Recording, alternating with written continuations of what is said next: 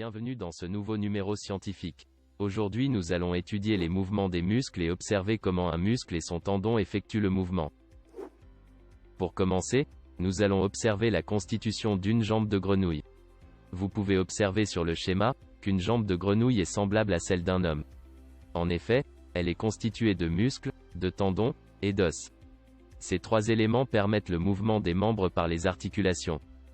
On observe trois parties principales, la cuisse, la jambe et le pied. Le schéma présente l'organisation de ces trois éléments. Afin de comprendre le fonctionnement et les mouvements des muscles, nous allons réaliser une expérience de dissection sur des membres inférieurs de grenouille. Pour cela, nous allons séparer les muscles du quadriceps afin de visualiser le tendon. Nous allons ensuite tirer sur ce tendon afin de provoquer une réaction au niveau des ischio-jambiers. Les résultats que nous attendons sont une extension ou une flexion de la jambe, suivant quel nerf nous stimulerons, comme nous pouvons le voir sur le schéma. Visualisons à présent le déroulement de notre expérience. Premièrement, nous avons mis les membres sur la face ventrale afin de visualiser les nerfs sciatiques. Une fois identifiés, nous avons travaillé sur la face dorsale. Nous avons séparé les muscles de la cuisse afin de visualiser les nerfs de celle-ci. Ici nous avons simulé la contraction du muscle antérieur de la cuisse et avons observé une extension de la jambe.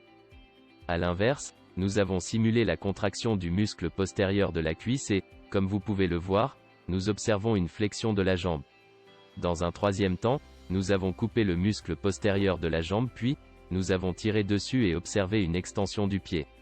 Nous remarquons que le mouvement de la jambe est mécanique. En effet, lorsque nous tirons sur le tendon du muscle du quadriceps, l'ischio-jambier est en mouvement.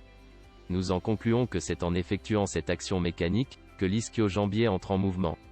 Le tendon, lui, est situé aux extrémités du muscle relié à l'os dont il effectue le mouvement.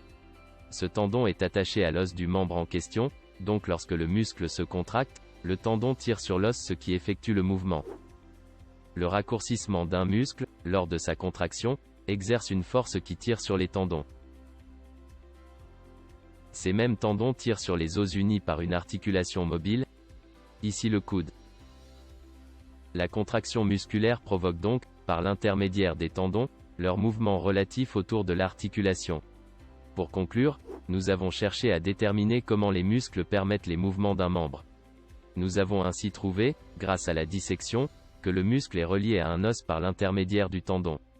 En tirant sur le tendon nous avons remarqué que cela provoque le mouvement du membre, l'ischio-jambier. Lors de la contraction du muscle, celui-ci rétrécit, le tendon tire alors sur l'os et provoque ainsi le mouvement. C'est donc la contraction des muscles striés squelettiques, par conséquent, celle des cellules musculaires, qui est le moteur de tous les mouvements du corps.